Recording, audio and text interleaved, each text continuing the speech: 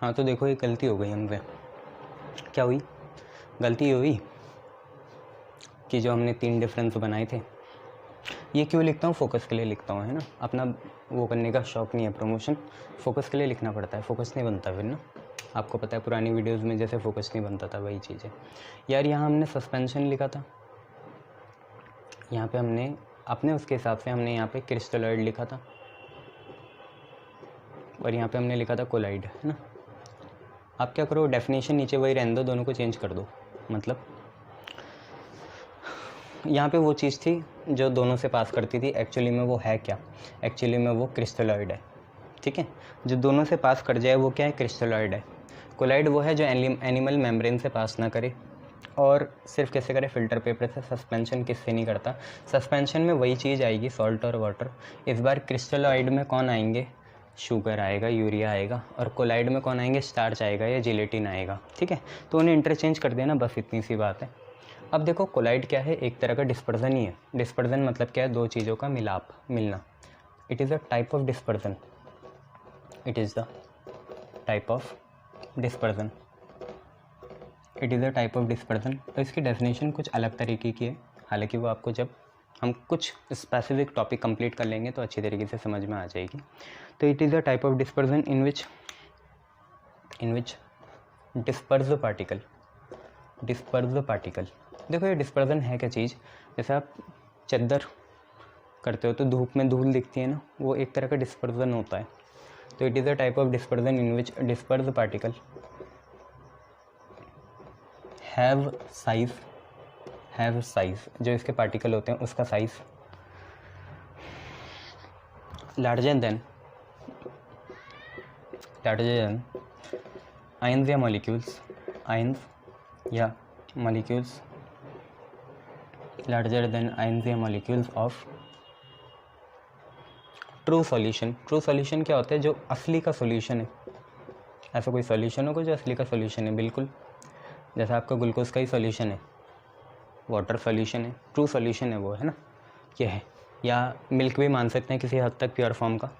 तो true solution से ज़्यादा हो इनका पार्टिकल का साइज़, बट स्मॉलर हो।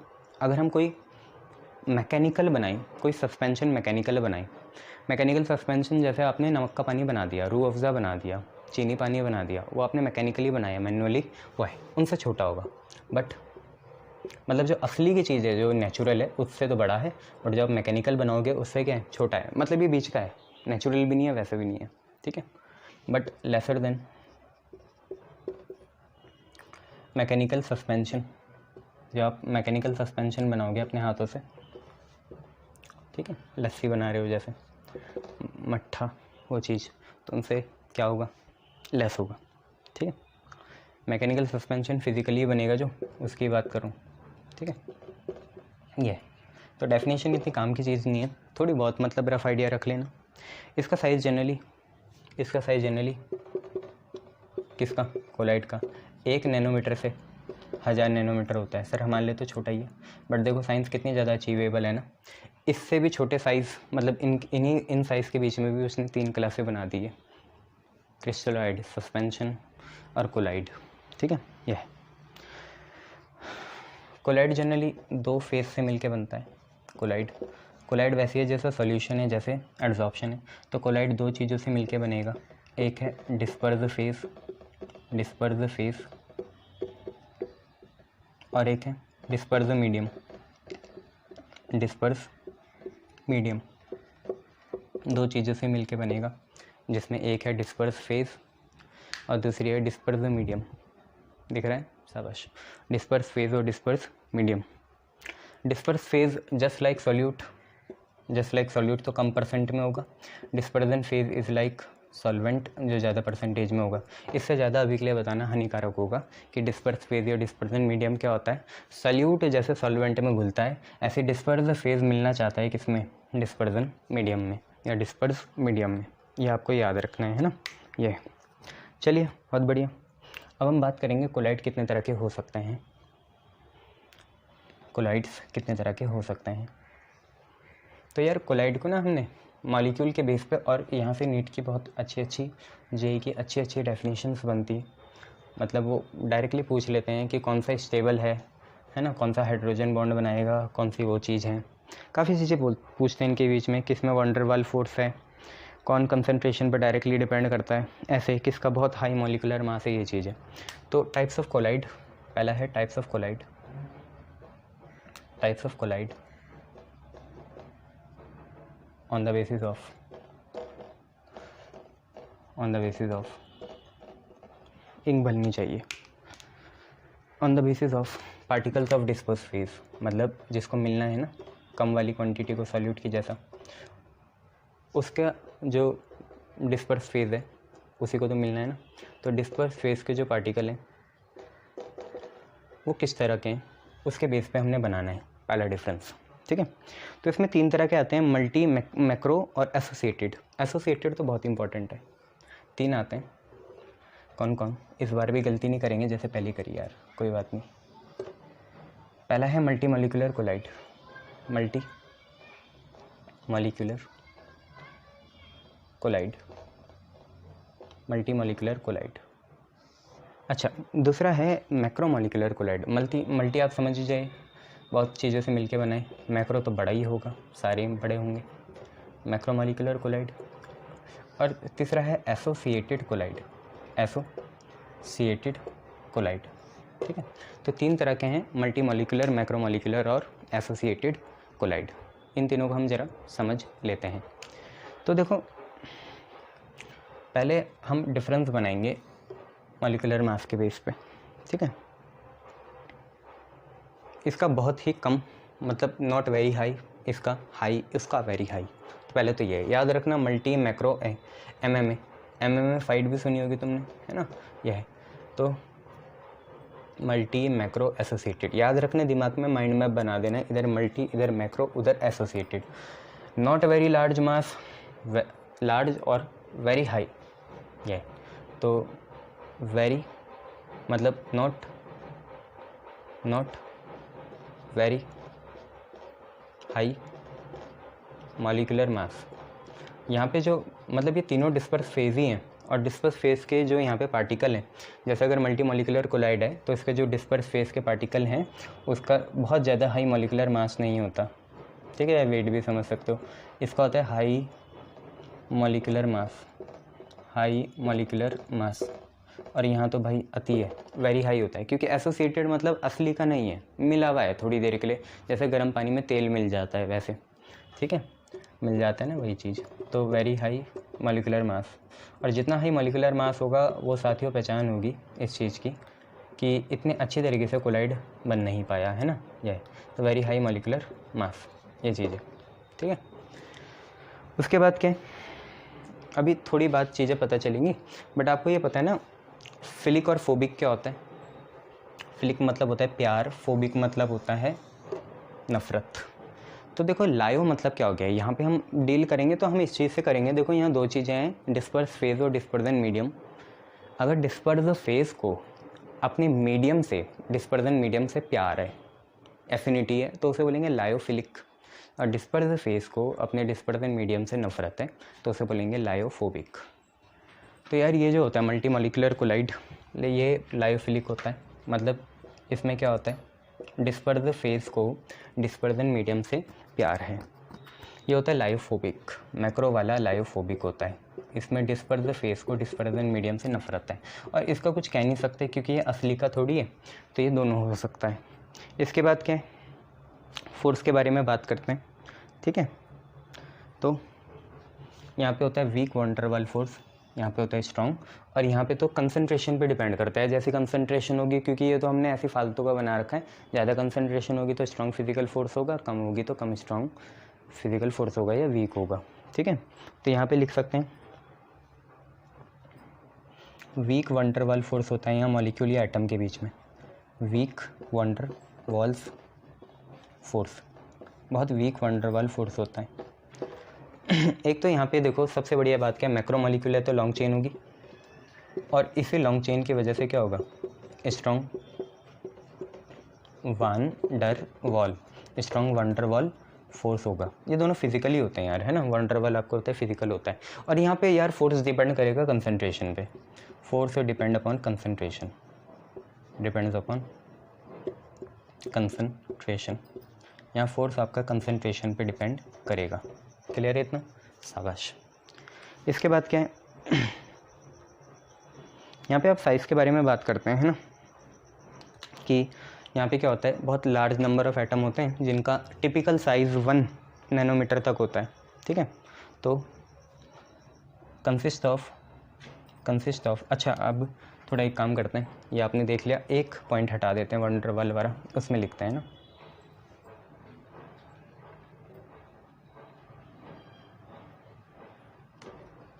तो यहीं पे लिखते हैं consist of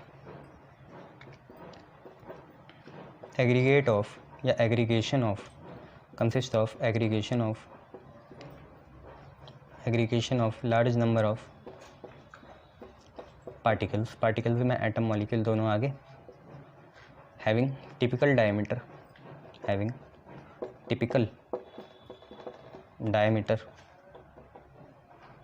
of 1 nanometre. Generally 1 nanometre का डायमीटर होता है इनका, रेडियस आप समझिए गए 0.5 या हाफ नैनोमीटर होगा। जबकि यहाँ पे क्या होता है, खुद ही चेन इतनी बड़ी है तो यार ऑब्वियसली 1 नैनोमीटर से क्या होगा, बड़ा ही होगा। ठीक है, तो यहाँ पे ये लिख सकते हैं कि पार्टिकल्स खुद ब खुद ही एग्रीगेशन से बड़े होते हैं।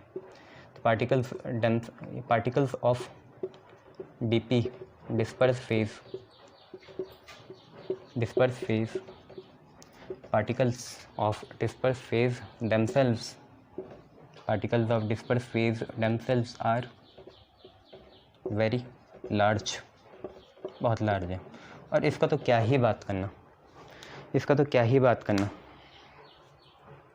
क्योंकि देखो अगर जब तक कंसंट्रेशन भाई अपने कंट्रोल में है, ठीक है, तब तक तो ये इलेक्ट्रोलाइट है। जनरली इलेक्ट्रोलाइट ही ना सॉल्ट ही होगा, आयंस चार्ज हो जाता है जिनमें भी दो, जैसे NaCl है, 2 अपोजिट चार्ज होंगे तो वो इलेक्ट्रोलाइट ही होगा। बट हाई कंसंट्रेशन में कोलाइड बन जाता है। ठीक है, तो यहाँ पे ये स्टार वाला, ये एक एक्सेप्शन वाली चीज़ हो गई जो कंपटीशन में पूछी जा सकती है कि behave as electrolyte, normal electrolyte, या behave as electrolyte at normal concentration, behave as electrolyte at normal concentration and as behave as electrolyte at normal concentration and as collides at higher concentration, collides at higher concentration, collides के जैसे behave करेगा high concentration में, ये आपको याद रखना है। ठीक है, शाबाश, क्लियर, बहुत बढ़िया। अब थोड़ा इंटरेस्टिंग चीज़ आएगी, फिज़िकली भी इनको अब समझना काफ़ी आसान हो जाएगा, डेली लाइफ से जुड़ के चीज़ें आएंगी। तो जब हम अब डिफरेंस करेंगे on the basis of physical state of disperse phase and disperse medium, वो ज़्यादा आपके लिए आसान पड़ जाएगा।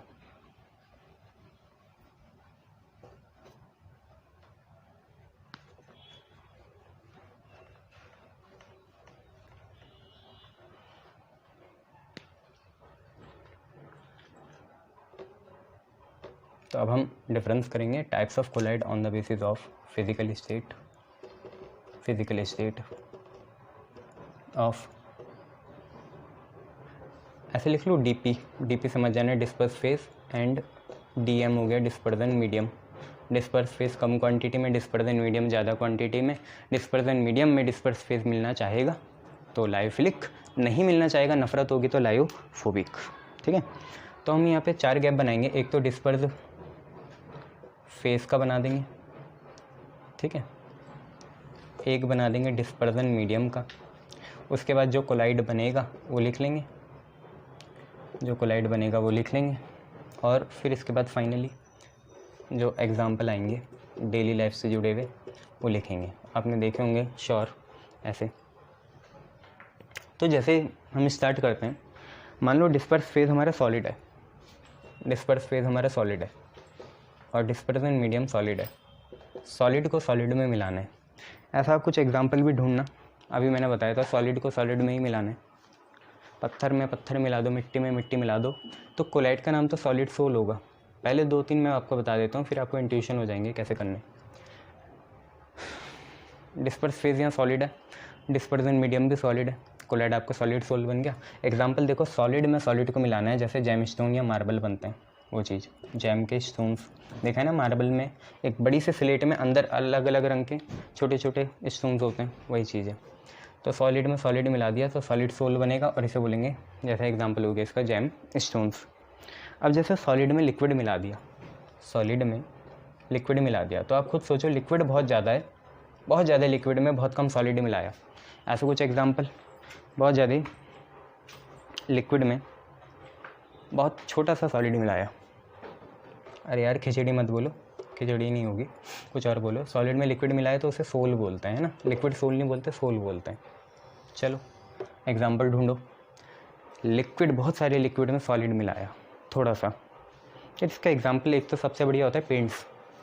पेंट जनरली ऑयल ही होता है या पेट्रोल होता है, और पेंट्स में हम सॉलिड कलर पिगमेंट मिलाते हैं ना, सॉलिड कलर पिगमेंट, या बॉडी फ्लूइड्स बोल सकते हो आप, बॉडी के फ्लूइड में भी ये होता है, फ्लूइड में थोड़ा सा सॉलिड होता है ना।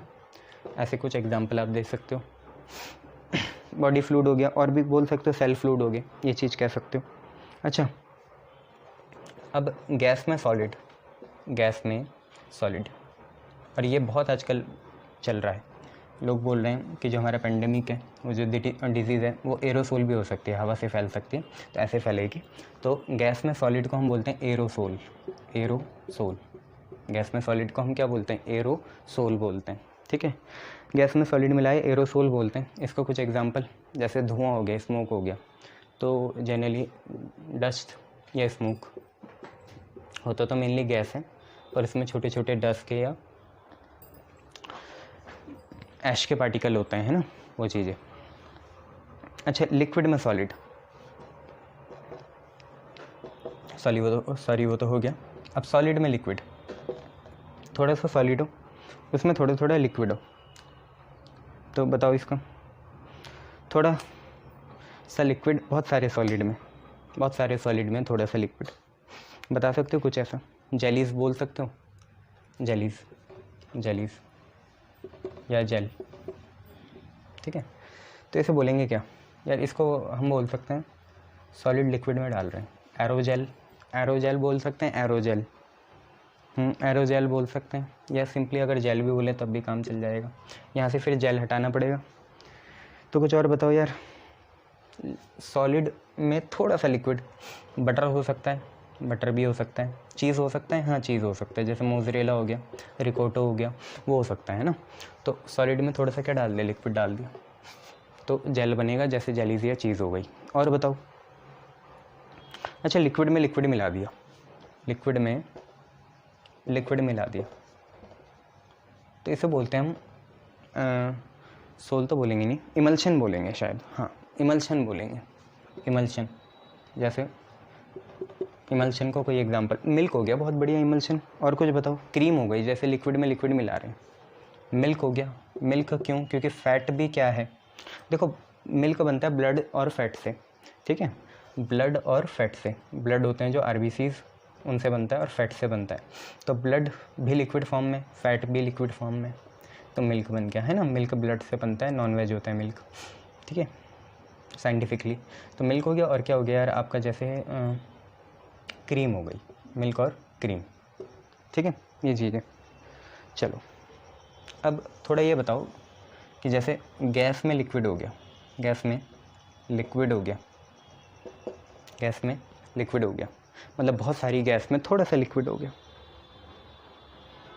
गैस में लिक्विड हो गया, तो इसे भी दोबारा वही बोलते हैं, जैसे गैस में सॉलिड हो, गैस में लिक्विड हो, इसको भी एरोसोल ही बोलते हैं।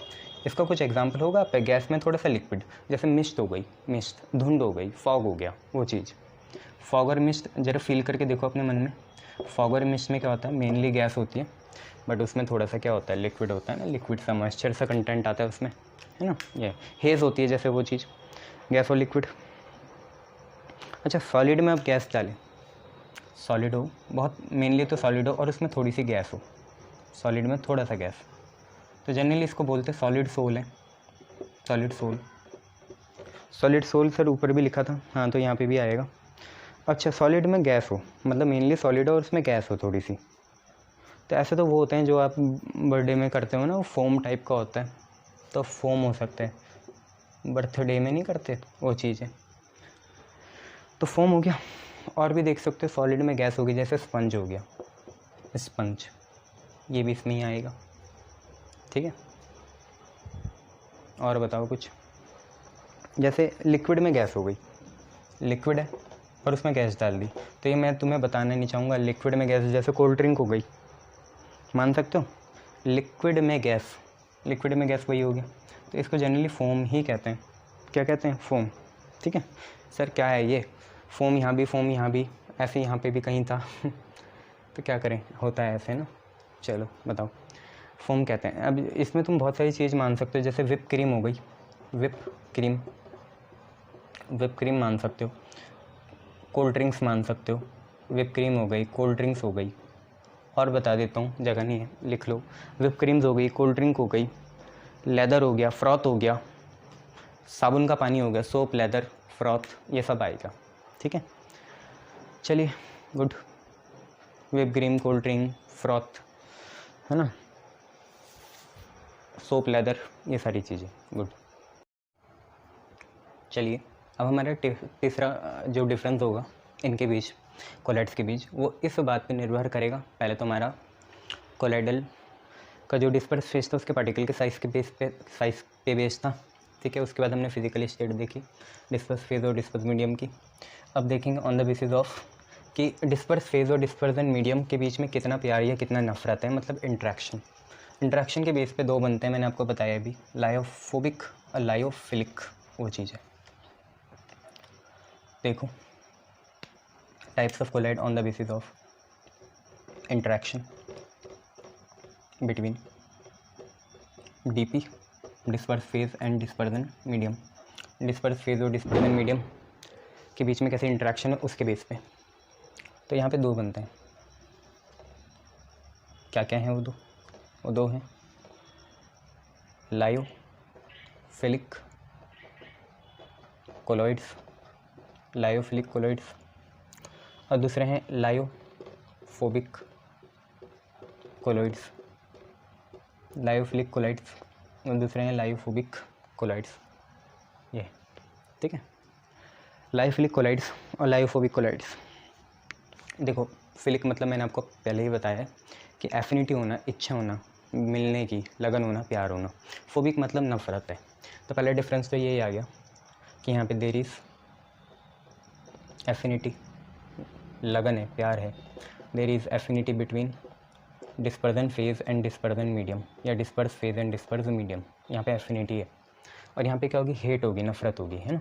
There is hate between disperse phase and dispersion medium, दोनों के बीच में नफरत होगी। इसके बाद क्या डिफरेंस बन सकता है कि देखो, जहाँ प्यार होगा वहाँ आसानी से मिल जाएंगे, है ना। और यहाँ पे क्या होगा? यहाँ बहुत मेहनत करनी पड़ेगी। तो they can be formed by direct mixing, direct mix कर देंगे तब भी बन जाएंगे।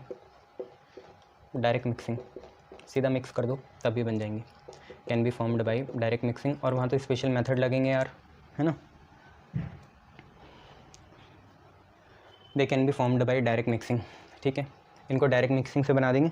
और यहाँ पे क्या लगेंगे यार? रिक्वायर्ड स्पेशल मेथड, यहाँ पे रिक्वायर्ड स्पेशल मेथड, यहाँ पे स्पेशल मेथड लगेंगे इनको बनाने में। दूसरी बात क्या है कि देखो, जो कोलाइड बना उसे हम ख़त्म कैसे कर सकते हैं, ख़राब कैसे कर सकते हैं। तो कोलाइड एक तरह की स्टेट ही है, उसे ख़त्म करने के लिए, जैसे क्या है, दूध है, दूध एक कोलाइडल स्टेट है, उसे ख़राब करने के लिए आप क्या डालते हो? इलेक्ट्रोलाइट डालते हो। इलेक्ट्रोलाइट, नमक डाल दिया जैसे, या नींबू का रस डाल दिया, विनेगर डाल दिया, तो फट जाता है। फटना मतलब अब वो जमा हो जाएगा, पानी अलग हो जाएगा और सॉलिड पार्टिकल अलग हो जाता है, उसे हम बोलते हैं प्रेसिपिटेशन। तो जनरली इलेक्ट्रोलाइट की मदद से प्रेसिपिटेशन हो जाता है। ये वाली जो चीज़ें can be form by direct mixing, तो ईजिली फॉर्म्ड हो जाएगा। तो यहाँ पे लार्ज मतलब अगर हमें प्रेसिपिटेट करना है तो बहुत ज़्यादा इलेक्ट्रोलाइट लगेगा। ठीक है, तो requires large amount of, large number of या amount of, large amount of electrolyte, large amount of electrolyte for precipitation precipitation के लिए बहुत लार्ज अमाउंट में इलेक्ट्रोलाइट चाहिए होगा। और यहाँ पे क्या है, requires small amount of electrolyte, थोड़ा सा ही नींबू का रस चाहिए या इलेक्ट्रोलाइट चाहिए फॉर प्रेसिपिटेशन के लिए, ठीक है, ये चीज़ है। उसके बाद बच्चों साथियों और क्या हो सकता है, क्योंकि ये बहुत आसानी से बन गए, बहुत ज़्यादा प्यार है, तो ये हाईली स्टेबल होते हैं और हाइड्रेटेड रहते हैं, पानी से भरे हुए, तो ये हाईली स्टेबल एंड हाइड्रेटेड रहते हैं, ठीक है, इनमें हाइड्रेशन वाटर बहुत ज़्यादा होता है, तो हाईली स्टेबल एंड हाइड्रेटेड होते हैं। तो ये ज़्यादा हाइड्रेटेड नहीं होते, नॉट मच हाइड्रेटेड, ज़्यादा हाइड्रेटेड नहीं होते, और क्योंकि ज़्यादा हाइड्रेटेड नहीं है और बहुत नफरत है, तो जैसे ही इन्हें मौका मिलेगा ये एक दूसरे भाग निकलेंगे, मतलब एक दूसरे का साथ छोड़ देंगे, डिस्पर्स फेज और डिस्पर्स मीडियम, तो इरिवर्सिबल होंगे, ठीक है, ये इरिवर्सिबल, ठीक है। अच्छा देखो, जो स्टेबल है ना उसके पार्टिकल कोई चार्ज कैरी नहीं करेंगे, जबकि यहाँ पे पार्टिकल क्या करेंगे, चार्ज कैरी करेंगे। स्टेबल मतलब क्या है कि उन्हें मतलब ही नहीं है, कोई चीज़ चार्ज कब कैरी करती है, जब उसे स्टेबल होने की तमन्ना हो। नेगेटिव वाले को तमन्ना होती है कि मुझे एक इलेक्ट्रॉन मिल जाए, जैसे नॉन मेटल है, एक इलेक्ट्रॉन मिल जाए। पॉजिटिव वाले की होती है कि एक इलेक्ट्रॉन लूज़ कर लूँ तभी वो पॉजिटिव बनाए। तो यहाँ पे particles do not carry any charge. कोई भी 3 पॉइंट लिख लेना तुम्हें ना, बट कंपटीशन के लिए सारे याद रखना, पेपर में कोई से भी लिख लेना। Particles do not carry any charge, particles में यहाँ पे कोई चार्ज नहीं होता, और यहाँ पे पार्टिकल्स कैरी चार्ज, पार्टिकल्स यहाँ पे चार्ज को कैरी करता है, एक ये बात है, ठीक है। उसके बाद नेक्स्ट पॉइंट क्या हो सकता है, नेक्स्ट पॉइंट ये हो सकता है कि देखो जो बन गया ना, अब जो हमारा सोल बना या जो कोलाइड बना, उसकी जो गाढ़ापन होगा, विस्कोसिटी होगा, वो डिस्पर्सन मीडियम से यहाँ पे ज़्यादा होता है, यहाँ पे, ठीक है, क्योंकि स्टेबिलिटी तो इसलिए है। तो जो हमारा सोल बना, दोनों को मिला के, डिस्पर्स फेज और डिस्पर्सन मीडियम को मिला के, वो क्या होगा, डिस्पर्सन मीडियम से उसकी विस्कोसिटी ज़्यादा होगी, तो viscosity of sol formed is higher than dispersion medium से ज़्यादा विस्कोसिटी होगी, ठीक है। और यहाँ पे सेम होती है, nearly same, sol has same viscosity as dispersion medium. और दूसरी बात क्या है, आपने कभी वो देखा है, टिंडल इफेक्ट होता है। टिंडल इफेक्ट क्या होता है कि path of the particle become visible. टिंडल कौन टाइप का बनता है, बचपन में देखा सुना होगा आपने टिंडल इफेक्ट, मैं तो पढ़ाऊँगा, यहाँ आगे है ना। ये चीज़ क्या होती है, इस टिंडल इफेक्ट नहीं दिखाती क्योंकि ये स्टेबल है, इसमें 2 लेयर होती नहीं है, पार्टिकल सब एक साथ रहते हैं, तो ये टिंडल इफेक्ट नहीं दिखाता, टिंडल इफेक्ट वही है, path of the particle become visible, इतना ही होता है। इसका भाई ब्राउनियन मोशन होता है ना, टिंडल इफेक्ट का, ये दोनों चीज़ें आपने पढ़ी है 10th क्लास में। यहाँ पे शो करते हैं particle Tyndall effect, particle show Tyndall effect, यहाँ पार्टिकल टिंडल इफेक्ट को क्या करते हैं, शो करते हैं, ठीक है। ये चीज़ आपको समझ में आई, बहुत बढ़िया। अब एक आखिरी पॉइंट सरफेस टेंशन के बेस पे लिख लेते हैं कि यहाँ पे सरफेस टेंशन जो होता है यूजुअली लोअर होगा डिस्पर्सन मीडियम से। सरफेस टेंशन एरिया पे डिपेंड करता है ना, तो यहाँ पे जनरली जितना ज़्यादा एरिया होता है उतना कम सरफेस टेंशन होता है, पता है ना। तो स्टेबल है तो एक साथ चिपके रहेंगे, ज़्यादा एरिया नहीं बनाएंगे, तो सरफेस टेंशन इज़, एक तो ये पॉइंट थोड़ा मुझे अजीब से लग रहा है, थोड़ा बुक से चेक कर लेना है ना, बाकी तो ठीक है। Surface tension is usually lower than, किसका, सोल का है ना, सोल का surface tension usually lower than dispersion medium, ये आपको याद रखना है। जबकि यहाँ क्या है, नियरली सेम है, ठीक है। तो आप पूरा लिखना, मैं तो अभी ऐसे लिख रहा हूँ ना, नियरली सेम है, आप लोग पूरा लिखना। तो 3 बेस में हमने डिवाइड कर लिया है, मल्टी मॉलिक्यूलर, मैक्रोमॉलिक्यूलर, एसोसिएटेड, और on the basis of particles phase state जो है डिस्पर्स फेज डिस्पर्स मीडियम का, और एफिनिटी के बेस पे। अब एक बार ट्रू सॉल्यूशन, कोलाइडल और सस्पेंशन के बीच में डिफरेंस देख लो क्या होता है। ट्रू बेसिकली हम स्ट्रक्चर साइज के बेस पे ही दिखाएंगे, बॉन्डिंग के बेस पे दिखाएंगे, जैसे पहले भी दिखाया था, कोलाइड क्रिस्टलाइड इन सब के बेस पे ना, मल्टी मॉलिक्यूलर मैक्रोमॉलिक्यूलर, तो यहाँ पे वैसे दिखाएंगे। तो हम डिफरेंस दिखाना चाह रहे हैं ट्रू सॉल्यूशन, कोलाइडल और सस्पेंशन के बीच में। ट्रू, नए पेन काम नहीं करते ना। ट्रू सॉल्यूशन, कोलाइडल, कोलोइडल और सस्पेंशन के बीच का डिफरेंस। यार पहली बात तो देखो, ट्रू सॉल्यूशन जो होता है एक तरह का होमोजीनस सॉल्यूशन है, दो लेयर नहीं दिखेगी, दोनों आपस में ऐसे घुले मिले होंगे कि आप दोनों को जुदा नहीं कर सकते, तो ये होमोजीनस होगा। ये भी होमोजीनस है, ये भी होमोजीनस होता है कोलाइडल।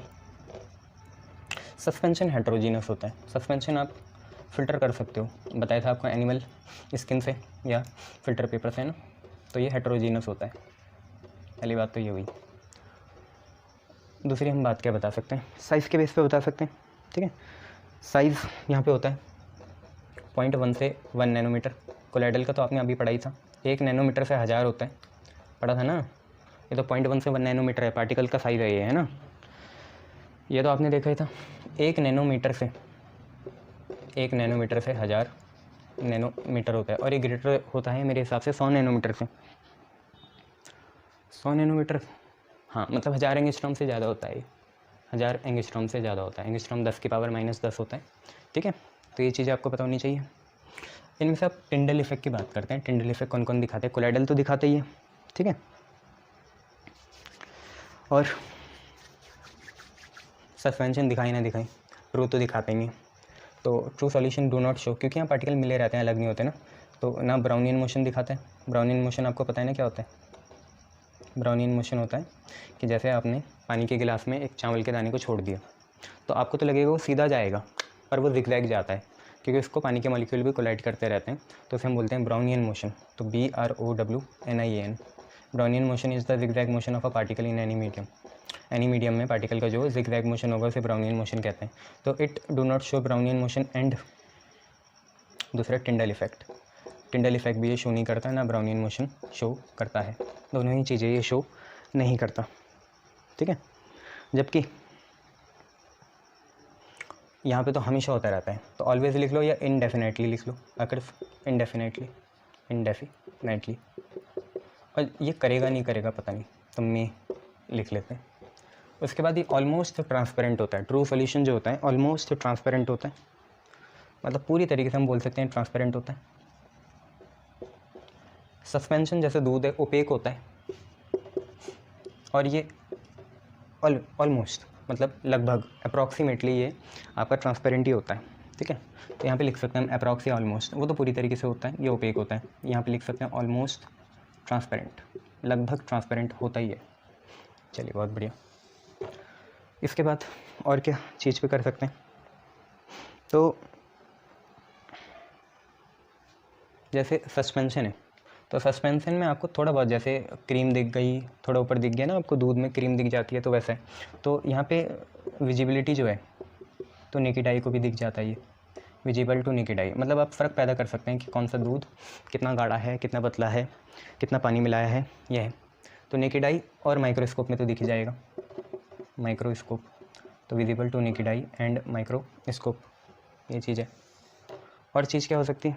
और चीज़ ये हो सकती है कि ये तो चीज़ है कोलाइडल, ये विजिबल होगा only under ultra microscope, only under ultra microscope, ये सिर्फ अल्ट्रा माइक्रोस्कोप में दिखेगा, ठीक है।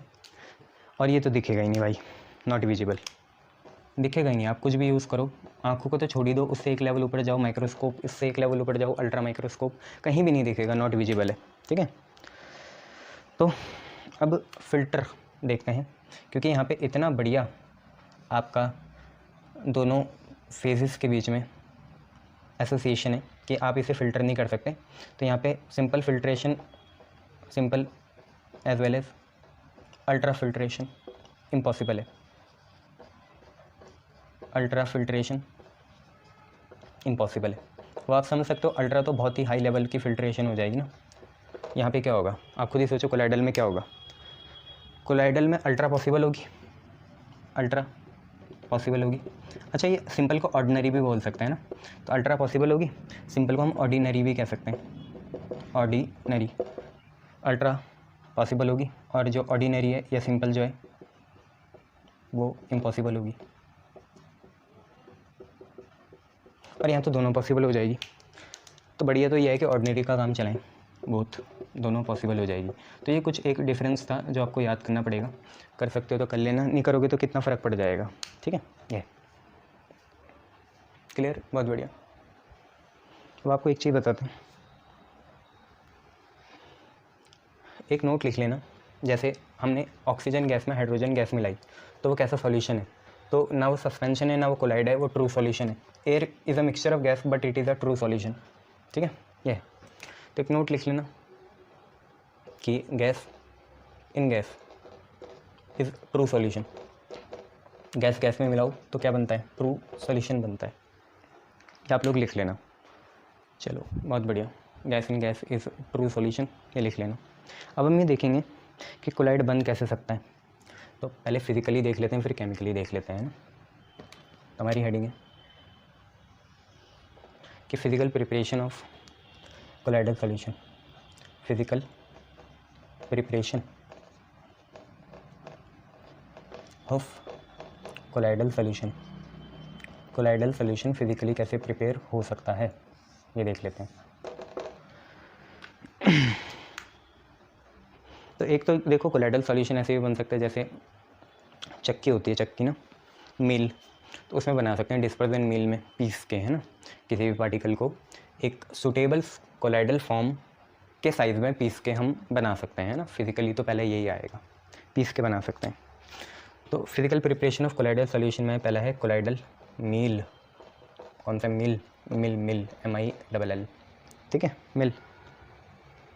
कोलाइडल मिल मतलब मैकेनिकल डिस्पर्जन, मैकेनिकल हाथों से मशीन से डिस्पर्जन कर दें, कोलाइडल फॉर्म में ले आए पीस के। तो एक तो वो है कोलाइडल मिल या मैकेनिकल डिस्पर्जन, ऐसे कर सकते हैं।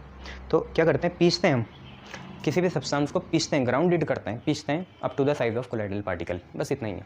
ठीक है, तो the substance is grounded, grounded समझ के, पीसना, पीसते हैं ना, चटनी पीसते हैं जैसे, वो है। तो the substance is grounded up to the size of colloidal, up to colloidal size, बस इतना ही है। जैसे आप मसाले पीसते हो ना सिलबट्टे में, वही वाली चीज़ है, मिक्सी में, सिलबट्टे में, वो चीज़ है। अच्छा, इसके बाद सबसे इंपॉर्टेंट है पेप्टाइजेशन। पेप्टाइजेशन गाँव में लोग जैसे मक्खन बनाते हैं, वो चीज़ है, डब्बे में भर के, बोतल में भर के, वो है पेप्टाइजेशन। पेप्टाइजेशन, पेप्टाइजेशन का यार एक और नाम होगा मेरे हिसाब से। ठीक है, तो पेप्टाइजेशन होता क्या है मैं बता देता हूँ आपको। मान लो आपने ताज़ा कोई प्रेसिपिटेट बनाया, ताज़ा फ्रेशली प्रिपेयर्ड प्रेसिपिटेट बनाया, उसे आपने किसी डब्बे में बंद करा और उसे क्या करा, उसी के सॉल्यूशन के साथ, जैसे मैं मान लेता हूँ जैसे ए भी हमारा एक प्रेसिपिटेट है, तो उसे मैं ACl2 या BCl2 के सॉल्यूशन के साथ ही शेक करूँ अच्छे से शेक करूँ, तो हमारी क्या आ जाती है, कोलाइडल फॉर्म आ जाती है। ये हमारा AB जो है फ्रेशली प्रिपेयर्ड प्रेसिपिटेट है, इसको मैं इसी के किसके साथ, सॉल्यूशन के साथ, एक्वस सॉल्यूशन के साथ क्या करूँ, शेक करूँ, तो हमारी क्या आ जाती है, एक कोलाइडल फॉर्म आ जाती है, जिसे हम कोलाइड तो कहेंगे और प्रोसेस को बोलेंगे पेप्टाइजेशन। बहुत ही इंपॉर्टेंट है, 1 मार्क्स की डेफिनेशन आती है इसमें, और कोगुलेशन या फ्लोकुलेशन में डिफरेंस पूछते हैं। तो पेप्टाइजेशन वैसे इंपॉर्टेंट है जैसे फिजियोस ऑप्शन और केमियोस ऑप्शन इंपॉर्टेंट है। इंपॉर्टेंट सभी चीज़ें जो सर लिखाते हैं, सेलेक्टिव मत लिखे करो। तो पेप्टाइजेशन है क्या, पेप्टाइजेशन ये है, बहुत इंपॉर्टेंट है, डेफिनेशन एज इट इज़ याद रखना कि द प्रोसेस इन विच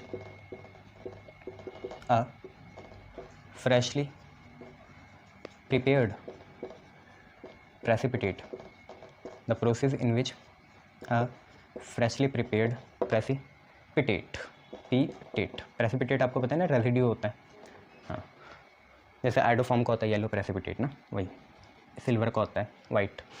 तो the process in which a freshly prepared precipitate is converted into colloidal solution, is converted into colloidal solution is converted into colloidal solution by shaking it in a, जो आप तो solution बोले थे ना, उसको हम dispersion medium बोल देते हैं। तो by shaking it in a dispersion medium, वो वही है सॉल्यूशन जो मैं आपको बता रहा था अभी, ACl2 BCl2 वही है। डिस्पर्जन मीडियम इसी का तो होगा। तो the process in which a freshly prepared precipitate is converted into colloidal solution bye shaking it in a dispersion medium, और इसे किसी के प्रेजेंस में करना पड़ेगा। जैसे हम बोलते हैं कि मलाई से मक्खन बोतल में शेक करके अच्छा कब बनेगा, जब उसमें थोड़ा सा गर्म पानी डालें और नमक डालें, तो वही चीज़ है ना। तो ये नमक डालना पड़ेगा, मतलब in the presence of electrolyte, in the presence of electrolyte, presence of electrolyte, ये चीज़ है। मैंने क्या बोला, पेप्टाइजेशन एक ऐसी प्रोसेस है जिसमें हम क्या करते हैं, एक फ्रेशली प्रिपेयर्ड प्रेसिपिटेट को हम कोलाइडल सॉल्यूशन में कन्वर्ट करते हैं। कैसे, कि उसे हम शेक करें डिस्पर्जन मीडियम में जिसमें इलेक्ट्रोलाइट भी हो। तो प्रेसिपिटेट आप जैसे समझ लो मलाई है, डिस्पर्जन मीडियम आपका पानी हो गया गर्म, इलेक्ट्रोलाइट आपका नमक हो गया, अच्छा मक्खन बनेगा। इसका जैसे एग्जाम्पल हो गया जैसे कि हमने क्या करा, dark red PPT, dark red precipitate, नहीं डार्क रेड सॉल्यूशन बनता है ना, हाँ, dark red solution of FeOH whole thrice ferrous trihydroxide, एक तो यार marker, dark red solution of, मतलब सॉल्यूशन वही है, सोल है ना, और डार्क रेड क्या है, कलर ही होगा ना भाई। तो dark red sol of FeOH whole thrice is prepared by shaking white precipitate of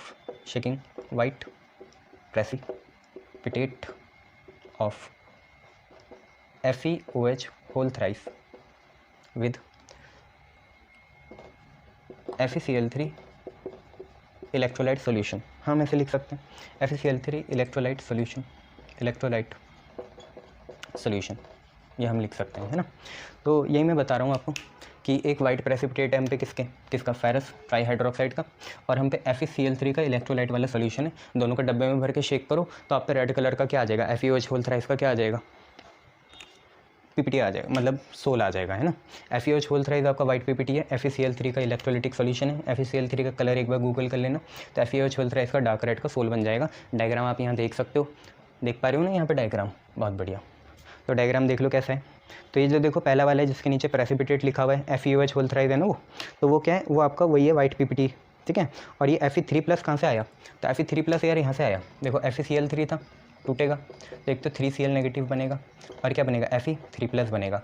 अब देखो बनता कैसे है, जब आप शेक करोगे ना FeOH होल थ्राइस का जो सॉल्यूशन है उसके जो पार्टिकल को शेक करोगे ना इस इलेक्ट्रोलाइट में, तो ये इलेक्ट्रोलाइट तो टूट जाएगा पहले, और Fe3+ का जो चार्ज है ना, ये बहुत सारे आयन्स हैं, ये इस Fe जो हमारा OH होल थ्राइस है वाइट PPT उसके ऊपर ना जमा होने शुरू हो जाएंगे, पार्टिकल के ऊपर ये चार्ज जमा होना शुरू हो जाएगा। तो एक तरह से हम पे कोलाइडल फॉर्म आ जाएगी, ठीक है, ऊपर चार्ज आ गया नीचे पार्टिकल है तो ये फॉर्म आ जाएगी, ठीक है।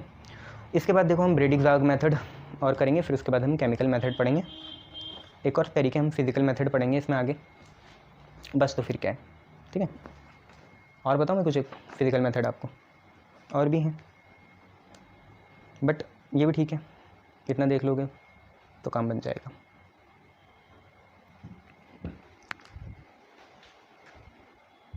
देखना है तो मैं 2-3 मेथड आपको और बता सकता हूँ यहीं पे ना, पर वो बाय एग्रीगेशन है, एग्रीगेशन मतलब जमा होके, तो वो असली वाली फॉर्म नहीं है, एग्रीगेटेड फॉर्म है, ठीक है। तो physical preparation of aggregated colloids अगर आपको लिखना है तो लिख लो, फिर मैं केमिकल प्रिपरेशन दोनों की एक साथ करा दूंगा, ट्रू वाले की भी और एग्रीगेटेड वाले की भी, है ना। तो physical preparation of aggregated colloids में पहला है जैसे बाई कूल करके कर सकते हैं ना, पर ये एग्रीगेटेड फॉर्म है, पता है ना एग्रीगेटेड फॉर्म कैसी मनमानी है, ज़्यादा कंसनट्रेशन हो तो कोलाइड की जैसे बिहेव करेगी, कम हो तो इलेक्ट्रोलाइट बन जाएगी, ठीक है। तो बाई कूलिंग है, और कूलिंग भी कैसे करनी है, एक्सेसिव। तो एक्सेसिव कूलिंग में क्या होता है, सिंपल सी बात है, ये मैंने आपको बताया था, जैसे आप बॉटल से पानी की बॉटल निकालते हो फ्रिज से, तो उसके वहाँ पे छोटे छोटे कोलाइडल पार्टिकल्स पानी के जमा हो जाते हैं ना, वही है। तो हम इसमें लिख सकते हैं कि colloidal form of ice is obtained, colloidal form of ice is obtained by freezing solution of water and then defreeze करो, तो वही है, ठीक है। और वाटर इन सॉल्वेंट, ठीक है। सॉल्वेंट वही हो सकता है, वाटर खुद हो सकता है या चीनी और वाटर हो सकता है, नमक और वो हो सकता है। और दूसरा हम यहाँ पे देख सकते हैं जैसे अल्ट्रासोनिक डिस्पर्जन, ठीक है, मार करके होगी ऐसी तैसी, चलो कोई नहीं, आखिरी टॉपिक तो है। तो दूसरा हम यहाँ देख सकते हैं, और ये एग्रीगेट वाला है, अल्ट्रासोनिक डिस्पर्जन। तो अल्ट्रासाउंड आपने सुनी होगी, उसकी मदद से भी हमारा डिस्पर्जन हो जाता है, साउंड की एनर्जी की मदद से।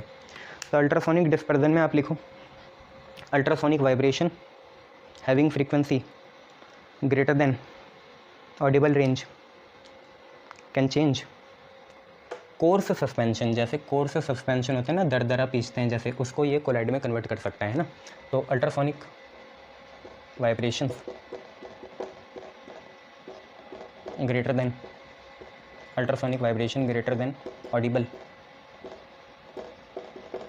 ऑडिबल से ज़्यादा है ना, 20 से 20,000 के बीच से ज़्यादा है ना, 20,000 हर्ट्ज से ज़्यादा। तो ऑडिबल कैन चेंज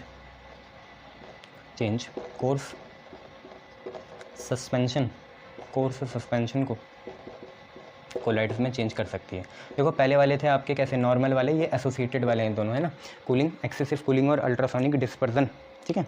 इसके बाद बस हमारा ब्रीडिग्ज़ाक मेथड इंपॉर्टेंट है, इलेक्ट्रिकल डिसइंटीग्रेशन होता है उसमें, और केमिकल मेथड देखेंगे, एप्लीकेशन देखेंगे, टाटा बाय बाय करेंगे, फिर उसके बाद प्रिपरेशन देख लेंगे, प्यूरिफिकेशन देखेंगे, फिर कोलाइड्स को कैसे करते हैं, फ़िल्टर पेपर से, ये वो प्रॉपर्टीज़ पढ़ेंगे, जैसे टिंडल इफेक्ट हो गया, जिगजैग मोशन हो गया। बस बाय बाय करेंगे फिर चैप्टर को, ठीक है। Thank you.